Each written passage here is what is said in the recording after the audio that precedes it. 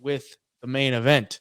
George Hardwick coming in at minus 315 against Abdul-Kareem Al-Selwady, sitting at plus 230, 14-3 for Al-Selwady, 12-1 for George Hardwick. See the age there, 26 years old, 28 for Selwady. A little bit taller for George Hardwick, and he is going to be a fan favorite in this one.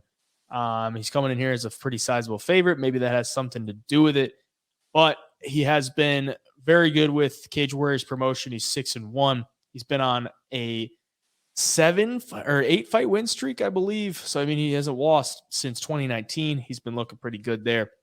Also fought in Bellator before, and he's coming in here. They won a Contender Series, looking to get a win and hopefully get a contract. What are you thinking in this one? Yeah, I think overall, like, this is probably set up for George Hardwick to win.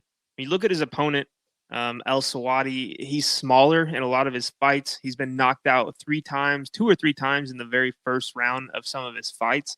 So against strikers, he obviously struggles. You know, if he can't get takedowns, I think this is going to be all Hardwick.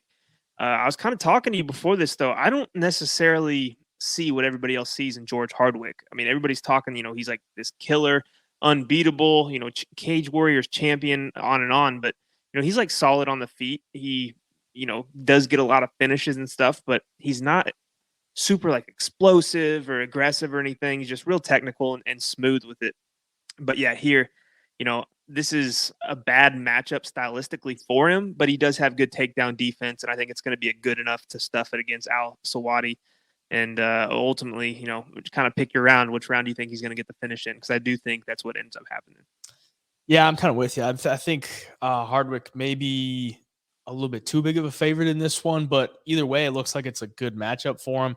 And maybe they're going to use him to use the Contender Series viewership or in some way, just kind of like they did with Bo Nickel. But yeah, I mean, like I said, 8-fight win streak in Cage Warriors. It's kind of crazy that he hasn't gotten an opportunity as of yet. Maybe that's just because the lightweight division is so deep. But George Hardwick going to come in with a stand-up game. I think it's a pretty fan-friendly type of style that he fights with. Just going to walk you down and want to throw hands with you. He's got a really nice body shot with that lead left hook. And I could honestly see him landing that a good amount of times here with Al-Selwady, who is going to want to take you down most likely. Been knocked out 3 times. Selwady is I just watch his fights. I don't see like anything crazy on the feet. Obviously 5'7". He's not too long, and he's probably going to be outmatched with the striking. So I would look for him to get a takedown more times than not. If you're a grappler and you're coming on the Contender Series, you better be a finisher with that grappling. In this case, I don't think he's going to want to, you know, go in there and take down Hardwick and just lay on him for 3 rounds. So it's a bad matchup in my opinion. Trains out of Fortis MMA though in Texas, so it's a good camp.